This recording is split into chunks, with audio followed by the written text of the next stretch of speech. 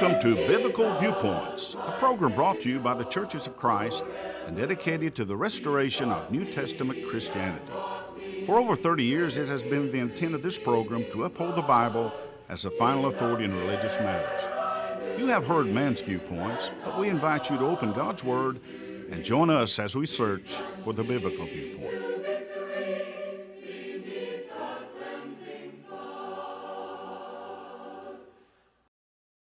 All right, so last week we saw Israel's place in God's big story. We saw this as they were chosen to be His servant, to demonstrate His power in them, and we saw their failings in living that out. And from that, we determined that part of the reason He gave them that task, knowing that they were going to fall short of this, was to demonstrate to them and for us to learn from this that we're inadequate apart from God and from the strength that He supplies and the wisdom that He supplies. And so it wasn't because they were a special people of themselves that He chose them. As you pointed out, they were special because He chose them. And so that's an important thing for us to keep in mind too, because sometimes we can get a tendency to be like, well, you know, I'm a part of the Lord's kingdom today, the Lord's church today, right? And so, you know, we gotta puff up there, and we can fall into the same trap, right? And that's very off-putting to the people in the world, and we are to be separate from the things of this world, and just as they were to be. That's part of living faithfully.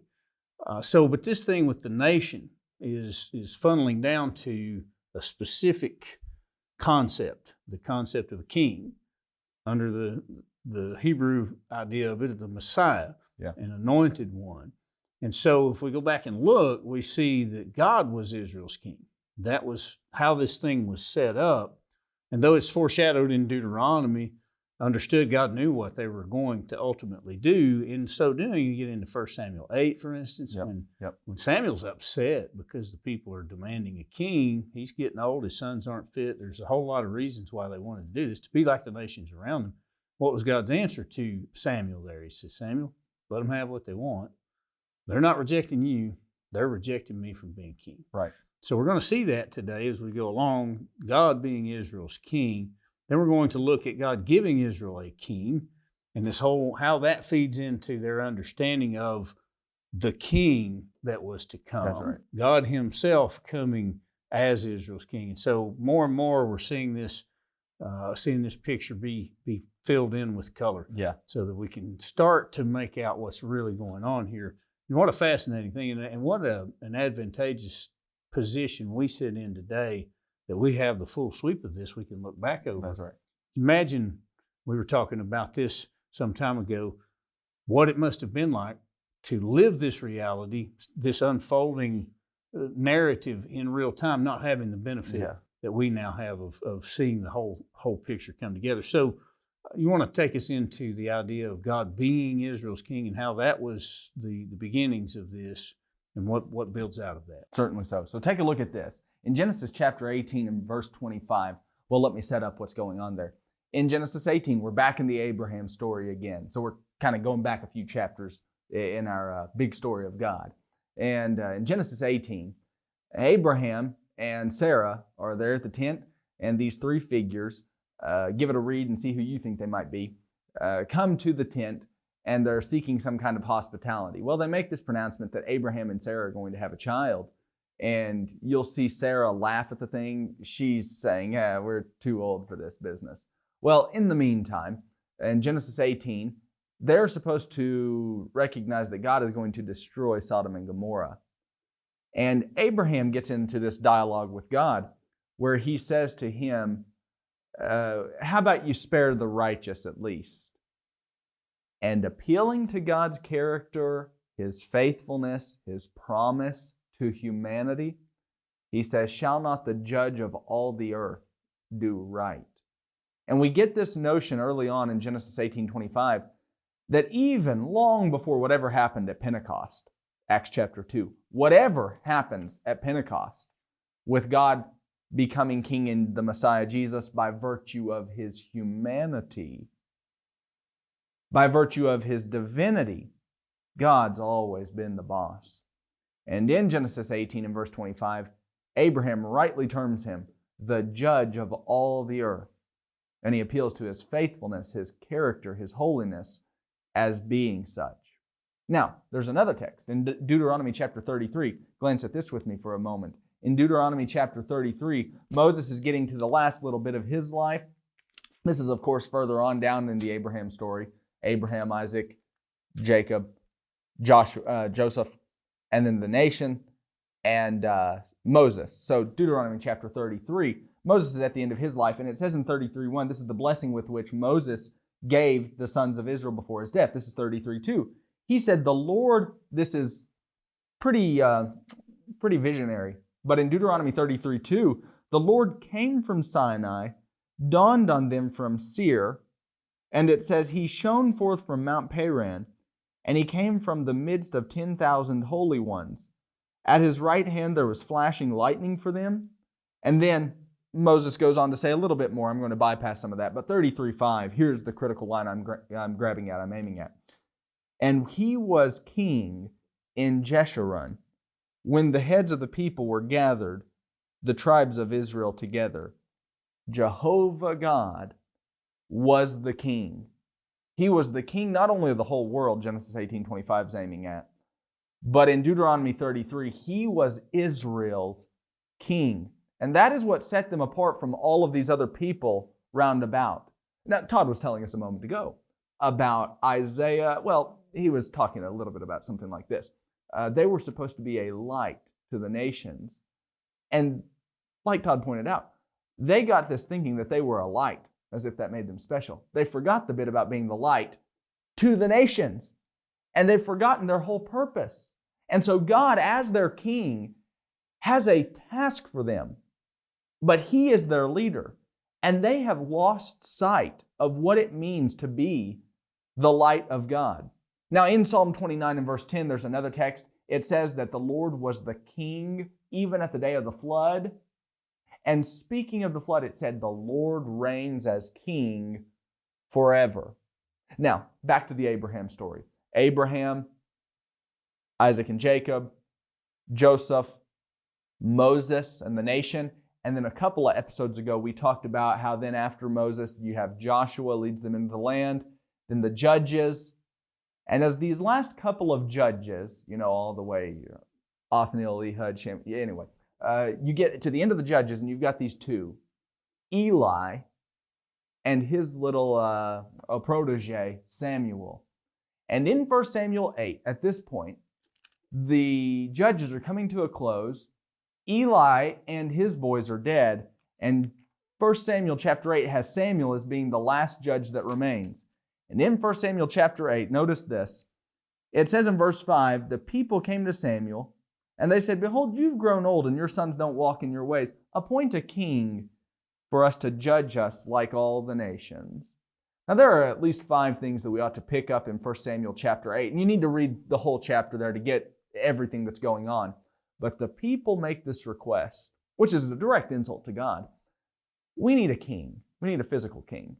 We need, and they make a couple of arguments why they think this, but we need a king like the nations. Why do they say this? Well, number 1, 8 verse 5 of 1 Samuel. Samuel, you're getting a little bit older. You're aging. Number 2, they say your sons aren't suitable. It says in 8 and verse 5, your sons don't walk in your ways. So they're not suitable to take over as the next judges. You're getting old. Your sons aren't fit to be judges. Number 3, we need somebody to replace our judges. If you drop down to 8 and verse 6, the thing was displeasing in the sight of Samuel when they said, give us a king to judge us. Judges are not suitable anymore, they're saying. We need a king to judge us. 8 and verse 20, that we may be like the other nations, that our king may judge us and go out before us and fight our battles. Number 4, they needed a king, so they said, because of political military conquest, just like the nations. And then 8 and verse 20 again insists on the military aspect of it. Now here's the thing. Up to this point, who has been Israel's king? The whole Old Testament's been saying it's been God. God has been their leader. God has been their real judge. And these other fellows, Eli and some of the others, they have just been beside. They're supposed to help God in the task. But God is the king. Now, if you notice in 1 Samuel chapter 8, there's a single problem that's really underlying the whole thing. It's not about the king per se. Deuteronomy 17 said that God gave them stipulations when they would get a king, what he would look like. It wasn't just the problem that they needed somebody to do some military things. That's not the problem either. It wasn't a problem that Samuel was getting older and his sons weren't following him. That's a problem, but it's not the problem. The problem in 1 Samuel 8 is the unbelief, the faithlessness of the people. And it pushes them to reject the real king. Now, we're getting close to talking about something that we've been developing this whole way through. Catch this. We talked a few weeks ago about the nationalization of the Abrahamic promise. Well, when that got nationalized, Exodus 19, we get a major development, a major office, if you will. It is the idea of priesthood. You get the idea of priesthood. Samuel and Moses and some of the others are prophets. And where we're headed now in our discussion today is to talk about the idea, the office of king. And that's what we're seeing all along. So it's pointing forward. Who is going to be the prophet, priest, king? And the Abrahamic story has been headed this way, but it's going to leave it open. Who is going to fill the office of prophet, priest, and king? And it's working its way forward to the major fulfillment of the Abrahamic promise. Who will meet those criteria? And Todd, that's kind of then where we move. Israel's going to get a king. What's that going to look like? Right. And, they didn't leave them adrift to just pick a king and do whatever. We're going to see that there is a profile that was given. That's right. And it's interesting that it was given long before there was ever a king, too.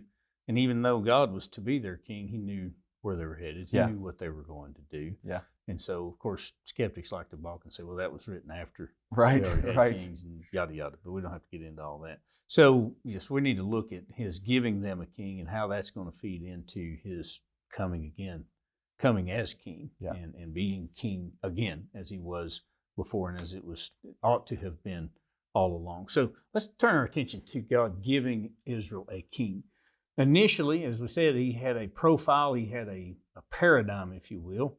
This is what a king ought to be, and we can find this in Deuteronomy chapter 17 and pick up in verse 14. I want to go ahead and read several verses right here because it's going to help us to have this picture in mind of what the ideal king was. And then as we go through the history of the kings, from the least to the greatest, we'll see they all fell short of this, right?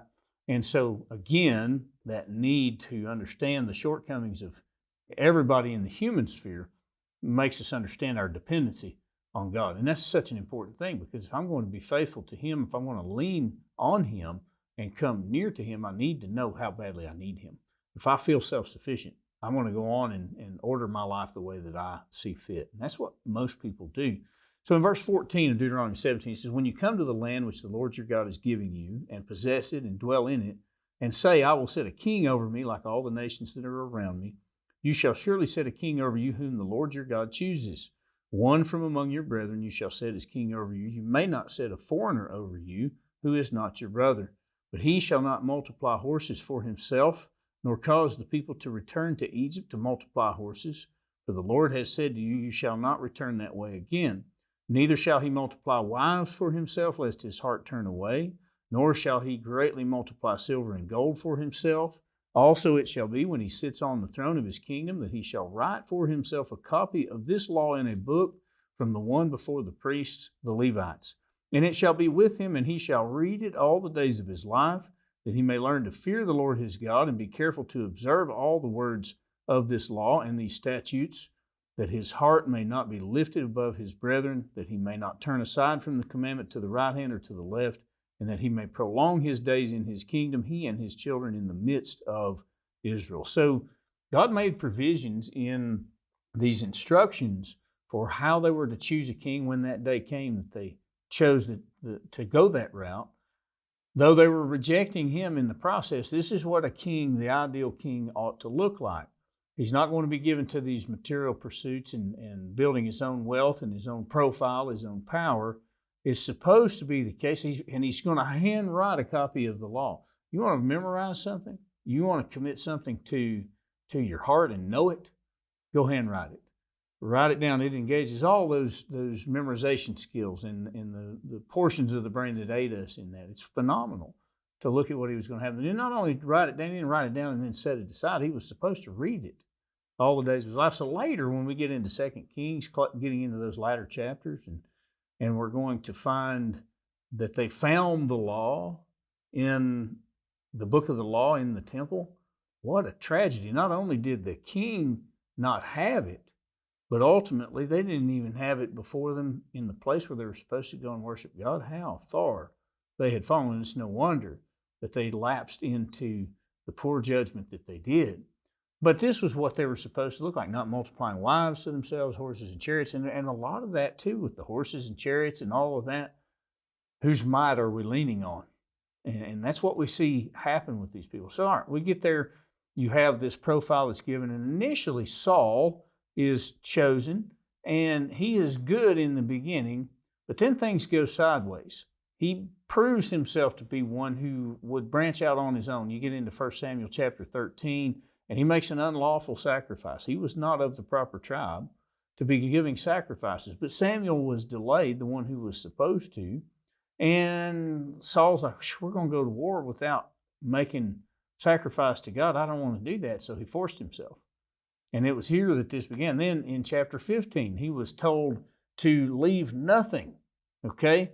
None of those who he was sent to eradicate the Amalekites, they were supposed to leave none. Well, he kept the finest of the flocks to make sacrifices. He allowed the royalty to continue or to live. And so all of these things were examples of him falling away from the steadfastness. He was not keeping the law that God had given, or the law that God had given. He was not faithful to his task. And so Samuel says here in 1 Samuel chapter 15, verse 17, when you were little in your own eyes, were you not head of the tribes of Israel? And did not the Lord anoint you king over Israel? And so the point is, when Saul had this humble heart, when he was first chosen, he says, am I not from the least of the tribes of Israel? And his family was a family, he said, we're no names. We're nobody, which was the greatest characteristic he could bring. But now he's king, been king for a little while, and all of a sudden he's ruling like a king of those nations around him. And so this ideal king for Israel, he's ultimately going to choose a man after his own heart. That's going to prove to be David. And the thing that set David apart, once again, when we look at it, is his heart for God and his humility towards God. That's what made him suitable to serve as king, because when I'm humble towards God, I look for his guidance. I do not lean on my own understandings, as the Proverbs would have us to understand. And so in Acts chapter 13, verse 22, giving this history here of Israel, he comes to David and he says, when he had removed him, speaking of Saul, to whom he also gave, he raised up for them David as king, to whom also he gave testimony and said, I have found David, the son of Jesse, a man after my own heart, who will do all my will. Now you get back to 1 Samuel 16. When Samuel is sent to anoint this new king, he's looking for the king. He doesn't know who it is yet. And so he runs through all these sons of Jesse. He's got them big and strong and mighty and everything that people would perceive a king to be. God, one by one, he rejects them. And we find out the reason why in verse 7 of 1 Samuel 16. But the Lord said to Samuel, do not look at his appearance or at his physical stature, because I have refused him. For the Lord does not see as man sees, for man looks at the outward appearance, but the Lord looks at the heart. And so from David onward, all of these human kings, they're supposed to fit the paradigm, the profile that was given in Deuteronomy 17, be given to the law, humble, understanding that their role was to be his regent on the earth and to do his bidding, not their own. But every one of them were lacking, okay? From the least to the greatest. Some of them were terribly lacking, had none of the characteristics, and they led the people of Israel into sin, and they ultimately led them into destruction. And that's what we all need to learn from this. So who is going to fit this bill Drew, of God's ideal king. We know no man that ever sat on the throne. David himself, he was a man after God's own heart, but he had some serious lapses along the way as well. So in order to bring this narrative to its culmination, to do everything that God intends to do with the nation of Israel, there's got to be a king. Yeah. It's got to fit that profile to the letter. Yeah. And so that leads us into who's coming to ultimately be their king. Yeah, that's right. And I mean, as good as David, and then even for a time Solomon, it looks like, and maybe he comes back around at the end of his life, it might seem, these guys were not suitable to be the one that God demanded. And that's what you've just been pointing out. Even though they were supposed to have the book of the law, even though they had, like David did, a heart that was longing for God, they were still with imperfections. And so, if Israel's going to have this whole story reach its climax, they can't fit the bill. I mean, they just can't get the job done. And you were talking, I think maybe in our last show or a couple of shows ago, you were talking about how in Isaiah, God would have to be the one to come and redeem them. It wouldn't be the nation redeeming itself. It would have to be God somehow in the nation redeeming them. And that's Isaiah 59:16, Isaiah 53:12, where God as the suffering servant is going to come. And that's where we now meet that same thing with Him being the king. He's not only going to be the suffering servant, God is also going to come as Israel's king. So take a look at this, and that's our third point. God is now going to come as Israel's king. That is striking. I'll just bring up one passage real quick, and that is Isaiah 40, verses 1 and following. The people, so says Isaiah 1 through 39, that whole block there, they have been gutted by the Assyrian-Babylonian crisis. Assyrian first, Babylonian second. And we'll talk a little bit more about this probably in a couple of other shows. But the Assyrian-Babylonian crisis just guts the people. And they're camped out in exile for a good number of years. Well, we get to Isaiah 40 and verse 1, and the prophet, the 8th century prophet of Jerusalem, oh yes, he is the author, he projects the 8th century people into the next little bit. He projects them into, well, where will we head after the exile? And in Isaiah 40, verses 1 and following, we have this key word that starts to show up in Isaiah, comfort. Comfort, comfort, comfort ye my people. Isaiah 40 and verses 1 through at least verse 11. It's been brought up earlier, Isaiah 12:1. It gets brought up a little bit later, Isaiah 51:3, 51:12, 51:19. But this whole second block of Isaiah, chapters 40 through 66, cuts right open with this line, comfort my people. And so, in envisioning this comfort that would come to the people who are camped out in exile, what would it look like? How will the king, who's going to redeem them, is the question that hovers over Isaiah 40 through 66. And the red carpet gets rolled out. The mountains get brought down a bit. The valleys get lifted up a touch. And the carpet is rolled out as the king comes marching forward. And lo and behold, the prophet says it this way, behold your God. The king that Israel needs is not just, he needs to be another David. He's going to be from the line of Judah. Make no mistake about it. He's going to be a Judean monarch. But the one they really need, the one that's going to do it all, is going to be God, who walks out. And he doesn't just walk, he marches out on this red carpet. And he says, let me establish my authority in the earth. The nations will watch. And the picture that's so grand is all of the nations, the whole deal is going to be fulfilled when God comes as king. So the people had this expectation. On the one hand, they expected a deliverance from Jehovah. On the other hand, they expected a messianic figure, a Davidic heir. Messiah meaning king, the anointed one. But this is the unexpected bit, they never expected these two to merge together, where God would be the one who would come as the king. And so when we open up to Luke 1, and in verses 31 through 33, this boy Jesus of Nazareth is born of this virgin girl Mary, and it said of him that he's received the kingdom of David, and that there's going to be no end to this kingdom. The unexpected bit is this. This is not just David's boy, David's descendant. And Matthew 1:1 says that. Another passage I'll read here in a moment says that.